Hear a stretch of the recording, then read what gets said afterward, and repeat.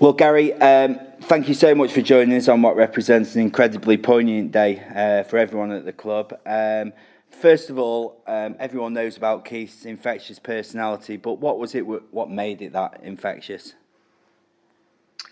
Well, obviously, he was a larger than life character himself. Very bubbly, a great figurehead for any football club, and he took people with him, and it was just an infectious personality that he had. He could mix with anybody, and it just made him special, to be honest. I believe you first met Keith during your time as a player. I think it was at Boston United, wasn't it? What were your first impressions of him, and how clear was it to you that he had a bright future in the game, even after hanging up his boots?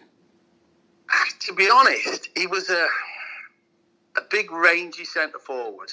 That actually, although he was 6 foot, whatever he was, 5, whatever he was, he didn't really like heading the ball, and he was sort of like, better with his feet, sort of thing. He sort of had a mixed bag, really, at Boston, and sort of the one thing that stands out about Keith in whatever he did was he was very intelligent and he learned, and obviously then went to Kettering and did well, and then on to Barnet and did very well, and come into professional football. I think he was probably 28, 29 when he first, come into professional football. And it was exactly the same in his, going into management as well. He learned, he was very good at, sorting things out and knowing what he had to do and learning. In terms of yourself, Gary, you were right beside Keith, right back to his time at Ilkeston, I think, in terms of the coaching side. Did you need much persuading to join him, after the playing days had finished? No, I mean, I'd had a go myself a little bit at Gainsborough and that, and then he rang me out of the blue. I was I was involved in my own business at the time, and I got a phone call out of the blue asking me if I would go into it. And he'd actually, I think he'd offered the job to somebody else. Then he found out that I would probably have a go, so he rang me, and I said, "Yeah, I don't mind. I'll have a go." And we got on from there, and obviously became good friends as well, and a good team, In terms of Keith's management career, obviously, he moved on to a spell at Northwich Victoria, but he was Lincoln City, obviously, where his name is also synonymous. At the time when he first went in there was a little bit of financial problems, wasn't there? A little bit of financial turmoil. But in terms of adversity, how much of a calming influence was the gaffer? Yeah, I mean, obviously we sort of I left Ilkeston before him because of financial issues as well.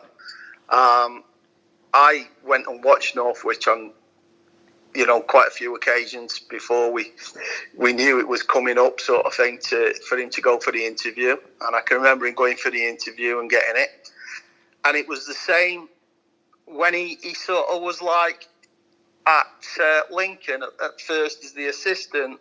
I used to go and watch players out the non-leagues and what have you. So when he got the opportunity to take over, I went into Lincoln part-time, but we got a dossier on the non-league players as such, your Futchers, your Butchers, your Yales and what have you, that we'd already compiled, ready to go, because, we knew the financial restraints would be huge on the club, with being the first club going into administration. And as I say, we went on from there. He is what he is. He was, like a father figure to a lot of them.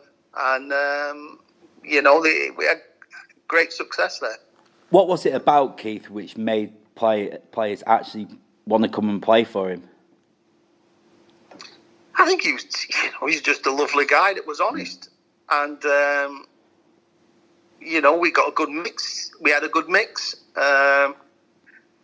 He was just that personality that, people liked and would follow. And not only that, the time at Lincoln was a really successful one as well, wasn't it? Yeah, I mean, I think we were the lowest budget in the league, and we were the favourites to go down. I think we were odds on that year, and we ended up getting to to the playoff final, which we lost to Bournemouth, to be honest. And then subsequently we got to the playoffs for 4 years on the trot, but never quite made the promotion. And then obviously, he had the first illness and what have you, recovered from that, went to Peterborough, and then obviously onto Bury and then Macclesfield. He was never quite. I don't think he was ever quite the same after the first one. But I guess it was a great testament to his character that he suffered. It was a testament to his character and his fitness as well, because he was, to come through what he come through. I was going he got transferred to the Sheffield Royal Hampshire Hospital, and when I first saw him, you looked at him and thought, how's he going to pull through this? And he did, and he was never going to be quite the same, because I don't think you are. It affects. It's silliness that it affects. It was like he could never. If he had a glass of wine, it had to be a sweet glass of wine. But after the first one, it was daft. He could drink dry white wine or medium dry. It was stupid things like that. Little things that weren't quite the same as he was. But as I say, to come through what he came through, and we used to laugh. We used to get jobs where there were no money. You know what I mean? Because we used to be able to get the best out of what we got. And obviously, he then moved, as you said, to Peterborough, where he unearthed some great players, didn't he? From non-league, he gave players a chance. He wasn't scared to give players a chance, was he? The likes of Aaron McLean, Craig McHale-Smith, George Boyd, and that was a characteristic that he was always prepared to give people a chance, wasn't it? Yeah, that was. Yeah, we sort of brought. Well, we sort of lived off the fact that we spotted talent and we give them a chance, and. We did that at Peterborough. Okay, it didn't quite work out for him there. Went to Bury, which I thought was pretty much a bit of a stopgap for him, really, if I'm being perfectly honest.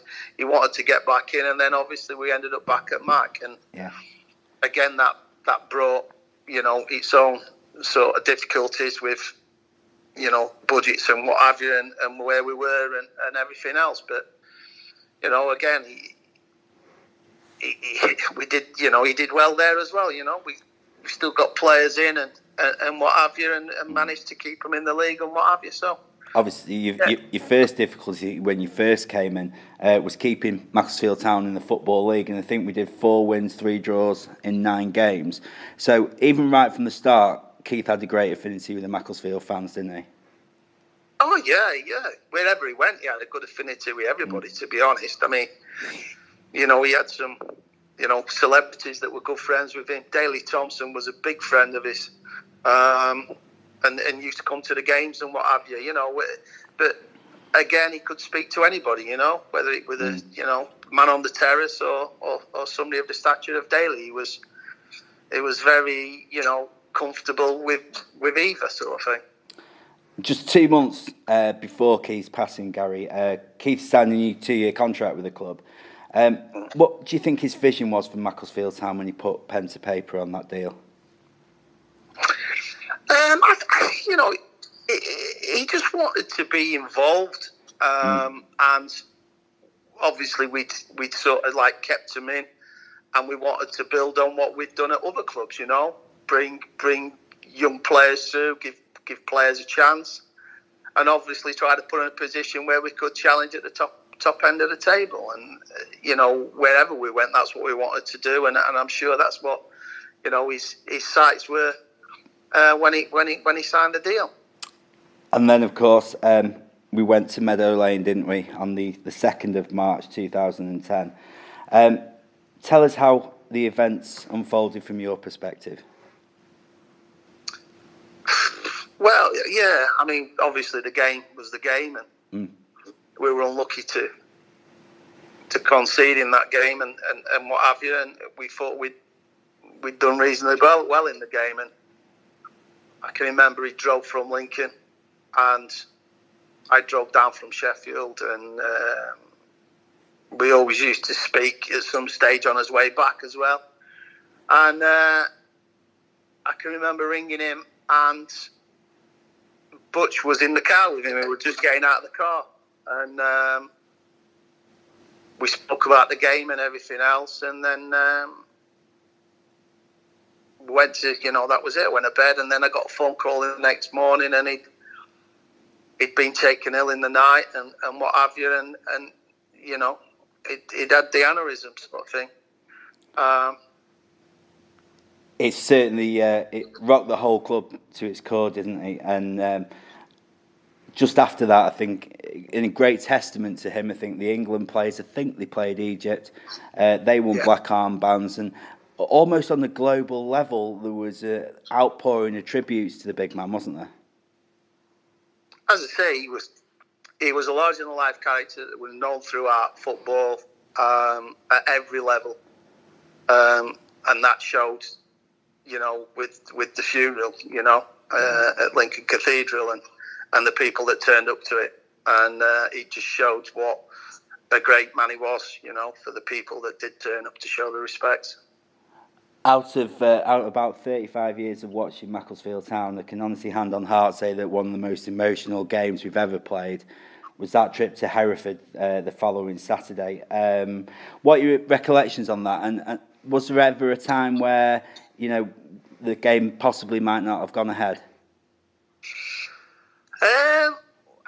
Once the family and what have you had said that they would like it to go ahead, no, I don't think there was ever a doubt that it wouldn't go ahead.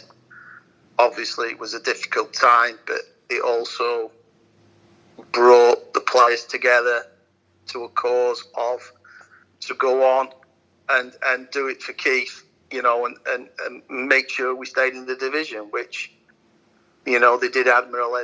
They were terrific. All the club pulled together, and they were terrific.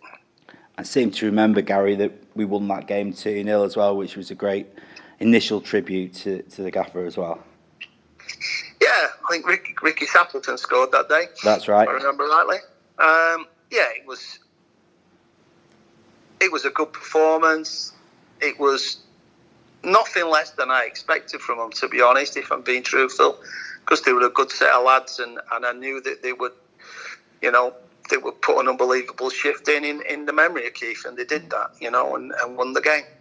And carried on through the season, to be fair, and finished the season off well, to be honest. Obviously, we did finish the season off well. We stayed in the Football League, but from a personal level, how hard was it for you to carry on the mantle, which obviously Keith had done so much to start?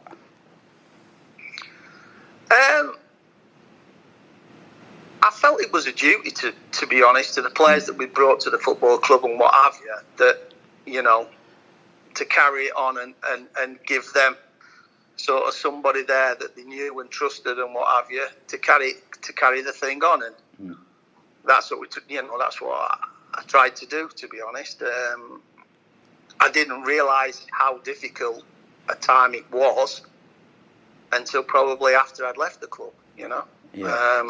Then you realise the pressures and what have you, and how it did affect me, because obviously, it's 10 years for Keith, but next year it's 10 years for Butch as well, So, yeah, exactly. I didn't realise how much it had took out of me until I actually left, to be honest. And just finally, Gary, when you look back now, how does Keith's influence, Keith's spirit live on within yourself 10 years on, either from a personal or from a professional point of view? Interesting, really. That's an interesting question. I mean, he lived life to the full, to be fair to the lad, and he got on with it, and he was intelligent, and as I say, he was very bubbly, infectious person that everybody liked. And the one thing that I have realised is that these more important things than football, to be honest. Although it is my life and it always has been, but it just shows you that, with Keith and Butch, these more important things in life, Brilliant. Well, thank you so much for doing this for us today, Gary, on what is an incredibly poignant day. No problem, mate. Good steady.